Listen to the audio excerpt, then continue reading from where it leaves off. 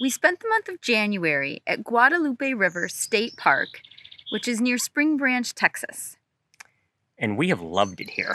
It has been amazing. It is probably one of our favorite state parks ever. Yeah, it's been a great trip. It's been a great camping experience, hiking experience, whatever you want to do, it's here at this park. I should mention, you said we spent a month here. Texas state parks allow you to camp for 2 weeks at a time, and then you have to be gone for at least one night. And then you can come back for another 2 weeks. So if you can figure out a way to do that, we got lucky. You have friends from a long time ago that actually live near here. So we drove over and boondocked for a weekend in their driveway. Yeah, I mean, that was actually part of the reason we chose this particular state park was because we wanted to visit them. But, we all have jobs. So, we're working full time while we're, camping and they're working full time and their kids are going to school. So it was perfect that we could, be only maybe 45 minutes away from them and then spend the weekend with them and then be able to come back here for another 2 weeks. And it's just been a fantastic experience all the way around. The campground, there's actually 3 different campgrounds here at Guadalupe River State Park. There's the one we're in, which is water and electric at every site. Yeah. There's no sewer. There's a dump station. But it is for smaller rigs. I think 20 feet is what they say. They've squeezed a few bigger ones in while we've been here, but I think that's because the other larger loop, or the loop that's made for larger rigs, is currently closed for construction. Yeah, they're renovating the bathroom on that side, and which is, I guess I'm not really sure what condition it was in before, but the bathroom in the loop that we're in is fantastic, and it appears to be relatively new. We can touch on this, I suppose, that the showers here are amazing. Like we have all said, and we have heard from other campers that these rival or even better than some of our own residential showers at home. We have better water pressure in the showers here at the campground than we do in our house in Michigan. And I can tell you that. Hot water, like it's amazing. So it's just kind of funny that those are the things that we think about. But when you're spending a month here, and it's not just like you're here for the weekend and you can go home, those are the little things that we all really look for. There is a third campground loop here that is walk-in sites. So if you want to go tenting, you park in a parking lot and then you walk in. It's not a pretty short distance to walk in, but there's a nice loop in there. It's nice and quiet in there for tents.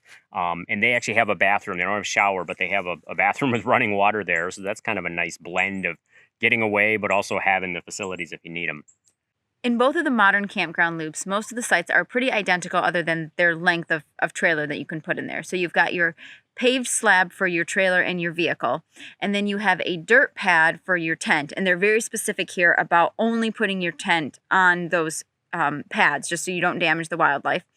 And it's a raised pad, so you're a little bit off the ground, but ground. And you can pound your stakes into it, so no worries there. And then you have a picnic table, and then you have a fire ring with a grate on it. So they're all a little bit slightly laid out differently, just where they were able to fit the sites in. But what we also really enjoyed was how far apart they are from each other. So you are not on top of your neighbor by any means. And there's, in most cases, quite a bit of foliage between you and your neighbor. So you have a really nice woodsy feel and private feel here. And we've really enjoyed that. And the sites are all slightly different size. Like the pads are all the same size. They're identical just about everywhere, other than one loop has longer ones and one has shorter ones. But then each individual site, we had one site, we were on site 5. We parked the van and we had in Michigan, it would have been the size of 3 campsites to kind of tool around in back there, right? And we set up our screen tent on the tent pad, but you've got the picnic table. It was just a lot of space. You were sitting out in the sun working quite a few days. So that was nice.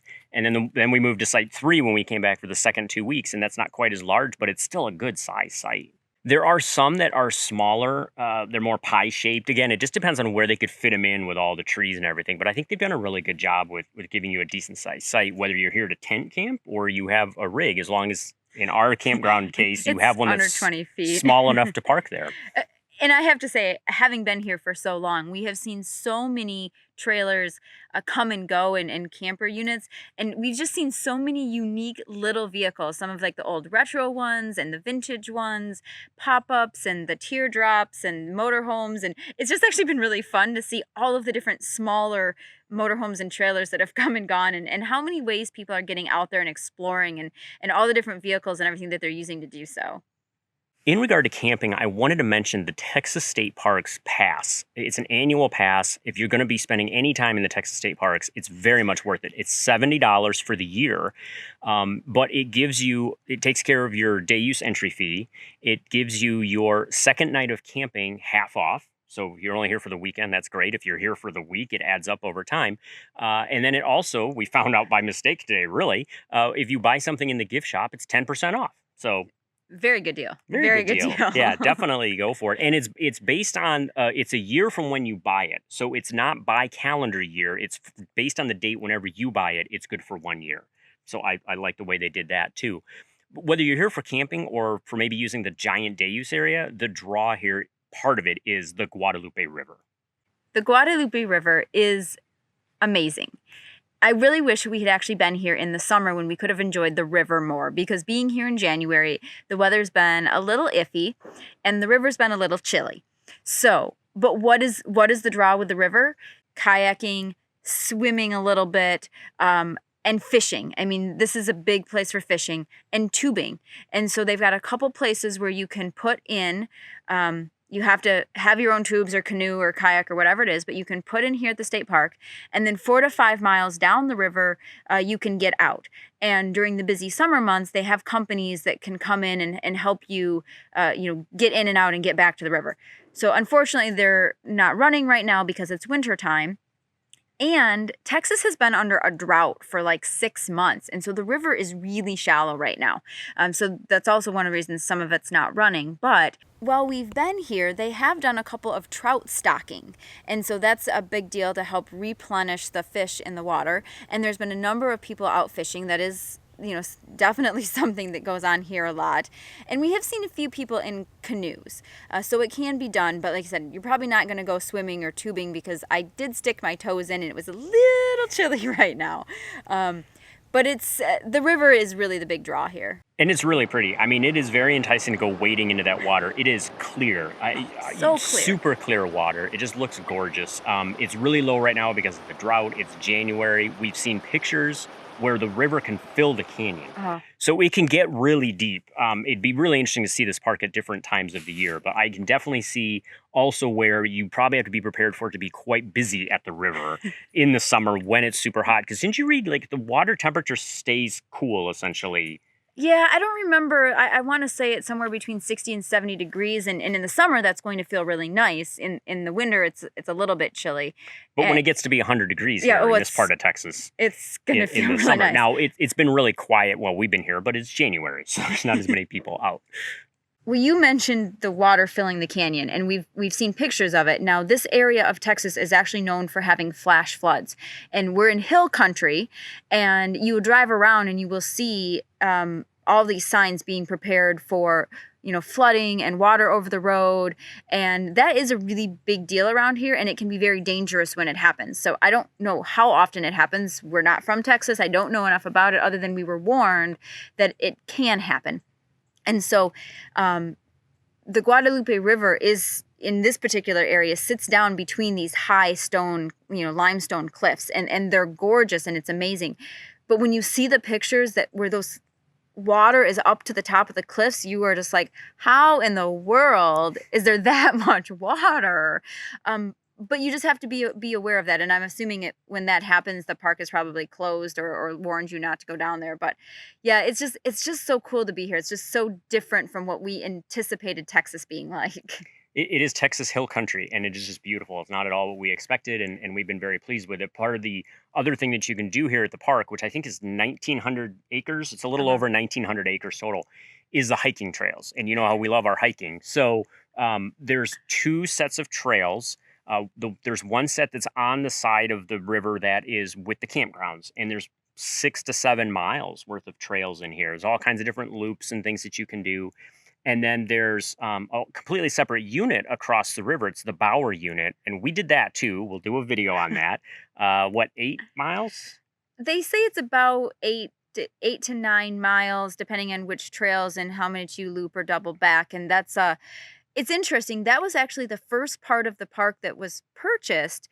And then a number of years later, they added this this part of the park, but over the years they've been able to just continually develop the trails and add more trails as they go. But it's amazing because you can stand here and look at the Bower Unit on the other side of the river, but in order to actually get there, you have to drive about 15 miles, and it takes you about a half hour to drive to the entrance of that park because you're going through the hills and through private land, and so to get there. But I highly recommend it if you can get there, because it's just I don't know, it's just really nice to see the different types of trees and wildlife and the scenery, and yeah, it's just, I don't know. Like I said, we like our hikes, so that's something that we made a priority. You mentioned seeing all the different things when you're on the trails. It's very different terrain depending on what trail you're in. There's rocks and there's some mud, but there's also some very flat areas. There's some almost prairie land type stuff that you walk through. So that's the beauty of hill country, right? Up and down, and you see lots of different things. And you realize when you do some hiking and you get out into the woods more, how much rock there actually is that we're standing on. It's basically a big rock with dirt on it. But it's been really pretty. Something to keep in mind here about the trails at Guadalupe River, though, is that they shut down at the drop of a hat, or the drop of the raindrop. A single raindrop. Yeah. No, I think one of the rangers told me, I think it's about half an inch of rain. If they suspect they're about to get that, or they have gotten that, they shut some of the trails down, a good portion of them actually. And it's because of the rocks, and they get really slippery, and they've had problems with people twisting ankles really easily, that kind of stuff. So I understand why they do that. It's interesting, though, that they have stages where they'll shut them down. So they'll almost immediately shut them down for horses and for bikes. And I think that's about protecting the trails. And then if it gets bad enough, they'll shut them down for hikers too. And that's about protecting the hikers. And the trails, because we have seen this everywhere we go. Hikers, because they're casual hikers, tend to not want to walk through mud. And instead they will walk around the obstacle, and all that does is widen the trail, damage the nature and wildlife. And so ideally you always want to go straight through the trail, regardless if there's mud or rock or whatever. You go straight through. And around here, when it gets really muddy because it's super slick and people go around, that's just damaging to the environment. They too keep a handful of the trails open. And one of the trails, if you're camping here, you can actually take all the way down to the day use area. Yeah. So you don't have to get on a bike or use your car to drive the day use. You can hike down to the day use area. And there's also, we should mention, there's a discovery center there for the kids.